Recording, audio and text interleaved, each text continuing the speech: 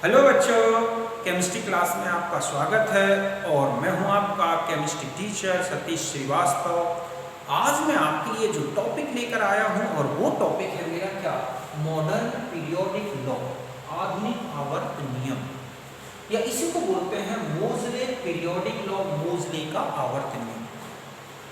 तो फिर स्टार्ट करते हैं हम अपना ये टॉपिक। तो देखो, मोज़ले ने डिफरेंट एलिमेंट्स की एक्सरे स्पेक्ट्रम्स की स्टडी की थी और अपनी स्टडी के बेस पर एलिमेंट के एटॉमिक नंबर और एक्सरे की फ्रीक्वेंसी, इनके बीच में एक मैथमेटिकल रिलेशन दिया था। इस रिलेशन को बोलते हैं मोज़ले इक्वेशन। इन्होंने अपने इस इक्वेशन के बेस पर 1913 तक डिस्कवर्ड हो चुके एलिमेंट्स के एटॉमिक नंबर्स को क्या कर दिया था, डिटरमाइन कर दिया था, कैलकुलेटेड कर दिया था। और अपने इस कैलकुलेशन, डिटरमिनेशन या ऑब्जर्वेशन, इनके बेस पर ये पाया कि एलिमेंट का एटॉमिक नंबर उसके एटॉमिक मास की अपेक्षा कहीं ज्यादा एक फंडामेंटल प्रॉपर्टी है और एलिमेंट्स की फिजिकल और केमिकल प्रॉपर्टीज को इस एटॉमिक नंबर से क्या कर दिया था, उन्होंने कोरिलेट किया था। और इस कोरिलेशन के बेस पर एक पीरियोडिक लॉ प्रपोज्ड किया जिसे बोला जाता है मॉडर्न पीरियोडिक लॉ या मोज़ले का पीरियोडिक लॉ। इन्होंने अपने लॉ में क्या कहा कि the physical and chemical properties of elements are periodic function of their atomic number. समझ गए ना? इन्होंने क्या कहा कि physical and chemical properties of elements और periodic function of their atomic numbers. मतलब है कि एलिमेंट की जो फिजिकल और केमिकल प्रॉपर्टीज हैं वो एटॉमिक नंबर का क्या होती हैं, पीरियोडिक फंक्शन। मतलब ये है कि अगर एलिमेंट्स को उनके एटॉमिक नंबर के इंक्रीजिंग ऑर्डर में अरेंज किया जाए तो एक डेफिनेट इंटरवल 2, 8, 18 या 32 इस तरह के एक डेफिनेट नंबर इंटरवल के पश्चात सिमिलर प्रॉपर्टीज वाले एलिमेंट्स क्या हो जाते हैं, रिपीटेड हो जाते हैं। इसी को हम बोलते हैं मोज़ले का एक पीरियोडिक लॉ। तो यही मैंने यहां लिखा है कि Moseley 1913 studied the X-ray spectrum of many elements and gave a relation between X-ray frequency and atomic number। ठीक है, और इस रिलेशन को लिखा जाता है nu under nu equal to a z minus b। ठीक है, तो फ्रीक्वेंसी ऑफ, ठीक है, X-ray frequency and atomic number, और ये है उसका मोज़ले इक्वेशन। और इस इक्वेशन के बेस पर ये प्रपोज किया था कि atomic number is more fundamental property of element than its atomic mass. समझ गए ना? ये जो मैंने पहले बता दिया कि अपने इस ऑब्जर्वेशन के बेस पर ये पाया कि एलिमेंट का एटॉमिक नंबर उसके एटॉमिक मास की जगह कहीं ज्यादा बेसिक फंडामेंटल प्रॉपर्टी है, और इसी एटॉमिक मास, ठीक है, और and correlated physical and chemical properties of elements with their atomic number and proposed modern periodic law. उसी को हम मोज़ले पीरियोडिक लॉ बोलते हैं। इन्होंने क्या कहा था, physical and chemical properties of elements are periodic function of their atomic numbers. समझ गए बच्चों कि मोज़ले ने तत्वों के एक्सरे स्पेक्ट्रम के अध्ययन के आधार पर एक्सरे की आवृत्ति और तत्वों के परमाणु क्रमांक के मध्य में एक गणितीय संबंध दिया जिसे बोला जाता है मोज़ले समीकरण, जो इस तरह से व्यक्त किया जाता है root nu equal to a z minus b। इस इक्वेशन के बेस पर इन्होंने विभिन्न तत्वों के परमाणु क्रमांक निर्धारित कर दिए और इस परमाणु क्रमांक का ठीक है, उन तत्वों के भौतिक और रासायनिक गुणों के साथ संबंध बताया और अपने इस संबंध के आधार पर निर्धारित किया एक लॉ, जिसे हम क्या बोलते हैं, मोजले लॉ या आधुनिक आवर्त नियम। इस नियम में इन्होंने क्या कहा कि तत्व के भौतिक और रासायनिक गुण उसके परमाणु क्रमांक का आवर्ती फलन होते हैं। समझ गए ना? मतलब ये नियम था कि तत्व के भौतिक एवं रासायनिक गुण उनके परमाणु क्रमांक का आवर्ती फलन होते। यही था मोजले का पीरियोडिक लॉ। समझ गए ना? इसका मतलब है कि यदि तत्वों को बढ़ते हुए परमाणु क्रमांक के आधार पर विन्यासित किया जाए, व्यवस्थित किया जाए, तो एक निश्चित संख्या अंतराल, ये होता है 2, 8, 18 या फिर 32, एक निश्चित संख्या अंतराल के पश्चात समान गुण वाले तत्वों की क्या होगी, पुनरावृत्ति होगी। और ऐसा क्यों होता है मैं अभी आपको बताता हूं, तो आप यहां तक नोट करें।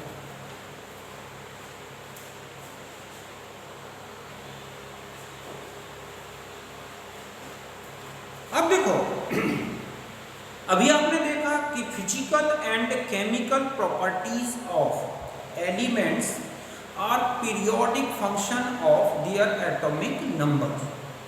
ठीक है, तो इसका मतलब क्या हुआ, मैंने आपको बताया कि अगर एलिमेंट्स को उनके एटॉमिक नंबर के इंक्रीजिंग ऑर्डर में रखा जाए तो एक डेफिनेट इंटरवल के पश्चात क्या होता है, सिमिलर प्रॉपर्टीज वाले एलिमेंट्स क्या हो जाते हैं, रिपीटेड होते हैं। इसका रीजन क्या है?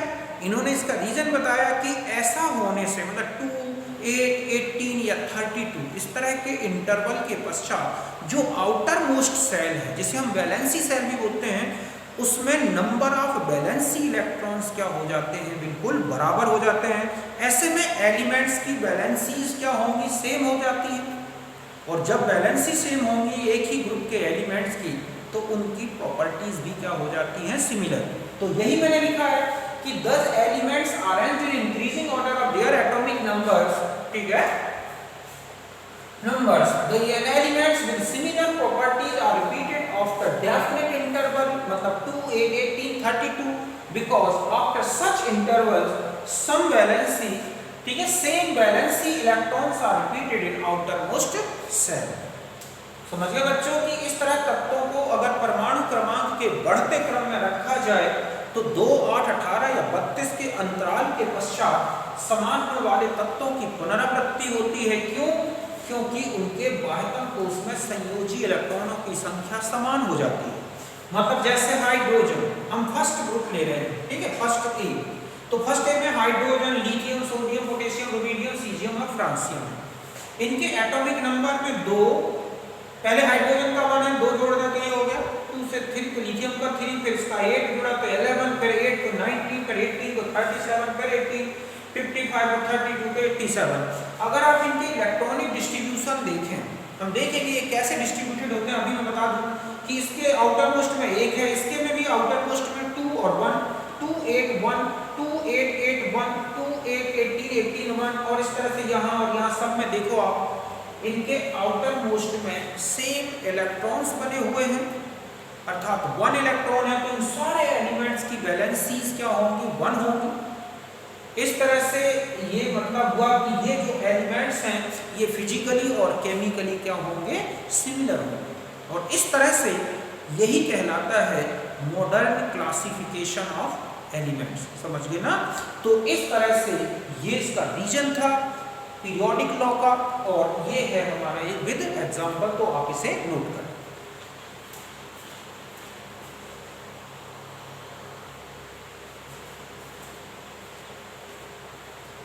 अब देखो, अब हम आ जाते हैं long form of periodic table, या किसी को बोलते हैं बोर पीरियोडिक टेबल।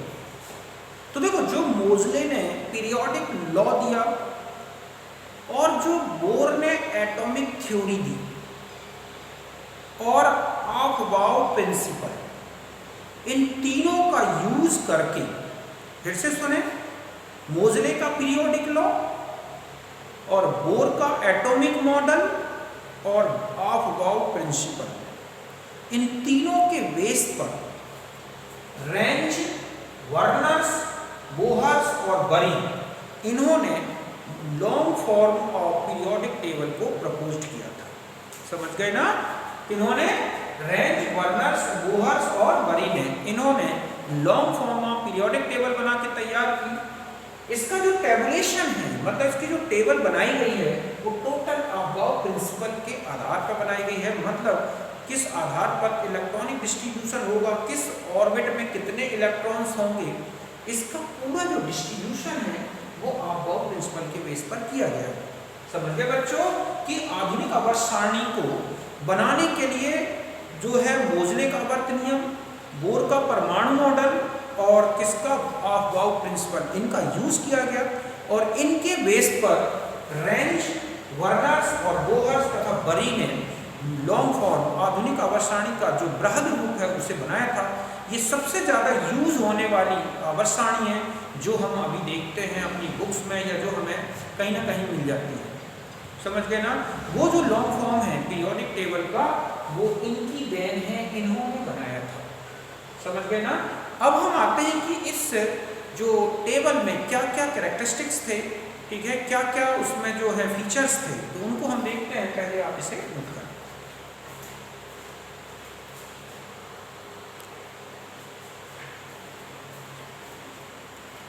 अब देखो मेन फीचर्स में आते हैं मॉडर्न पीरियोडिक टेबल। पहला कि it is based on atomic number of elements. समझ गए ना? मतलब ये एलिमेंट्स के एटॉमिक नंबर्स पर क्या थी, बेस्ड है, और यही लॉ भी है। ठीक है। दूसरा है कि इस टेबल में जो इलेक्ट्रॉनिक डिस्ट्रीब्यूशन किया गया है, एटम्स का जो इलेक्ट्रॉनिक डिस्ट्रीब्यूशन है डिफरेंट सेल्स में, वो बोर एटॉमिक थ्योरी और ऑफ-बाउ प्रिंसिपल इसके बेस पर है। समझ गए ना?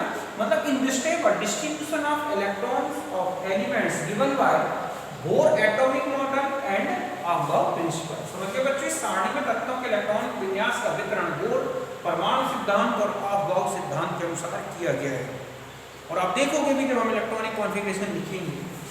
तीसरा है कि इस सीरीज में, मतलब इस जो टेबल में, पीरियोडिक टेबल में भी 7 पीरियड्स हैं और 18 जो है 18 क्या थे, ग्रुप्स थे। इनको सब ग्रुप में डिवाइड नहीं किया गया, 1 से लेके 18 तक नंबर्स दिए गए हैं। समझ गए ना? और इनके कुछ नेम्स दिए गए इस तरह से। पहले मैं पीरियड्स के बता दूं। जो पीरियड्स थे, ठीक है, इनमें फर्स्ट पीरियड जो था उसमें 2 एलिमेंट्स थे और इसे बोला गया वेरी शॉर्ट पीरियड, अति लघु आवर्त। समझ गए बच्चों? जो पहला आवर्त था उसमें केवल 2 एलिमेंट्स थे पहले पीरियड में, इसे बोला गया वेरी शॉर्ट पीरियड, या हम इसे बोलते हैं अति लघु आवर्त।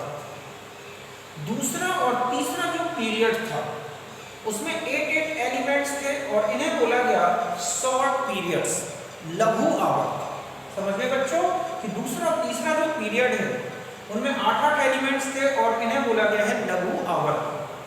चौथा और पांचवा जो पीरियड है, समझ गए, ये जो 2 पीरियड्स हैं इनमें 18 एलिमेंट्स हैं और इन्हें बोला गया है लॉन्ग पीरियड्स, दीर्घ आवर्त।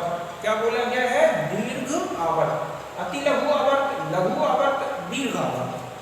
छठवां जो पीरियड है उसमें 32 एलिमेंट्स हैं, इसे बोला गया वेरी लॉन्ग पीरियड, मतलब छठवां आवर्त में 32 तत्व हैं और इसे बोला गया है अति दीर्घ आवर्त। इसी में लैंथेनॉइड्स 14 वो एलिमेंट्स आते हैं, बाकी एस, पी और डी के एलिमेंट्स आते हैं। जो 7th पीरियड है इसमें लेस देन 32 एलिमेंट्स हैं और इसमें मैक्सिमम थ्योरेटिकली कितने हो सकते हैं? 32 जो है एलिमेंट्स हो सकते हैं। समझ गए ना? और ये बोला जाता है इनकम्प्लीट वेरी लॉन्ग पीरियड, हालांकि इसे थ्योरेटिकली कंप्लीट कर दिया गया है, मतलब इसके 32 एलिमेंट्स भर दिए गए हैं और ये 118 पर कंप्लीट हो जाती है। तो इस तरह से ये तो किए गए हैं पीरियड्स के नेम। और जो ग्रुप्स थे, समझ गए ना? अब आते हैं कि जो ग्रुप्स हैं 18, इनको किस तरह डिवाइड किया गया है। तो 1 और 2 जो है ग्रुप्स हैं वो एस ब्लॉक बोला जाता है, 3 से लेके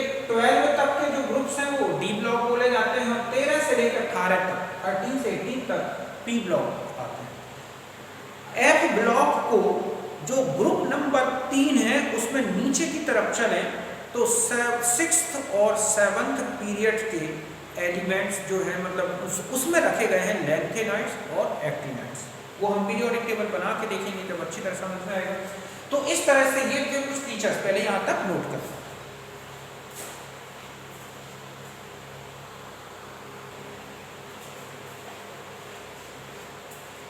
अब और आगे देखें क्या क्या फीचर्स थे। इसी प्रकार the position of elements in periodic table are linked with their electronic configuration. Positions of, ठीक है, of elements in periodic table are linked with their electronic distribution और इलेक्ट्रॉनिक कॉन्फ़िगरेशंस। मतलब ये है कि किसी भी जो मतलब एलिमेंट का पीरियोडिक टेबल में जो पोजीशन थी वो उसके सीधे इलेक्ट्रॉनिक कॉन्फ़िगरेशन से रिलेटेड थी। जब हम इलेक्ट्रॉनिक कॉन्फ़िगरेशन लिखेंगे तो आप समझ में आ जाएगा कि एलिमेंट की पीरियोडिक टेबल में क्या पोजीशन है, वो किस पीरियड में है, किस ग्रुप में है। अगर आपसे इलेक्ट्रॉनिक कॉन्फ़िगरेशन बनता है तो वो मैं आपको बताऊंगा कैसे निकालूं। तो वो इस सीरीज या टेबल से पता चलता है।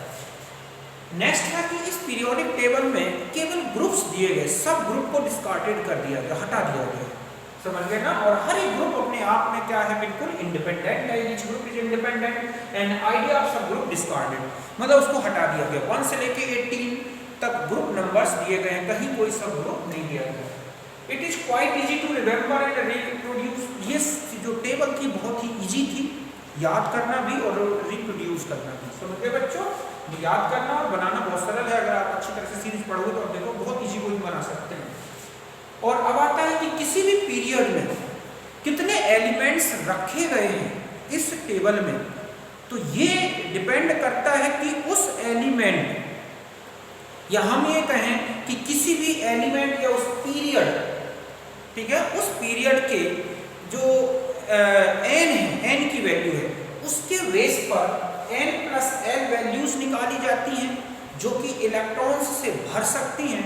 और उसमें जितने इलेक्ट्रॉन्स, ठीक है, अबाउट प्रिंसिपल के अनुसार जितने इलेक्ट्रॉन्स आ सकते हैं n+l रूल के अनुसार सब सेल्स में, उतने ही क्या रखे गए हैं, एलिमेंट्स रखे गए हैं। समझ गए ना। मतलब ये है कि किसी भी पीरियड्स में किसी भी पीरियड में जो टोटल एलिमेंट्स हैं वो अबाउट प्रिंसिपल के अनुसार n+l वैल्यूज निकालकर जो इलेक्ट्रॉन्स से भर सकती हैं ऑर्बिटल्स के लिए, उनमें जितने इलेक्ट्रॉन्स भर सकते हैं उतने ही उस पीरियड में क्या रखे गए हैं, एलिमेंट्स। मैं आपको बताऊंगा कि किसी भी पीरियड्स में कितने इलेक्ट्रॉन्स और कितने एलिमेंट्स आ सकते हैं। समझ गए ना। तो यहाँ तक बात समझ गए होंगे कि किसी भी अगर अधिकतम तत्वों की संख्या तत्व के बाह्यतम कोश में बोर-बरी के नियम के अनुसार भरे जा सकने वाले इलेक्ट्रॉनों की संख्या के बराबर है। मतलब any period total number of elements equals to the total number of electron which can be filled in outermost orbit according to above principle. समझ गए ना कि आउटर मोस्ट सेल में कितने इलेक्ट्रॉन्स भर सकते हैं बोर-बरी प्रिंसिपल के अनुसार, उतने ही जितने इलेक्ट्रॉन भर सकते हैं उतने ही एलिमेंट्स एक पीरियड में आते हैं। वो कैसे भरे, कैलकुलेट करें, वो आगे बताऊंगा। तो ये थे कुछ फीचर्स जो कि मॉडर्न पीरियोडिक टेबल के थे। तो यहाँ तक हो गया कंप्लीट, ठीक है। अब हम मिलेंगे नेक्स्ट वीडियो में, तब तक के लिए नमस्कार, thank you, bye, see you again, okay.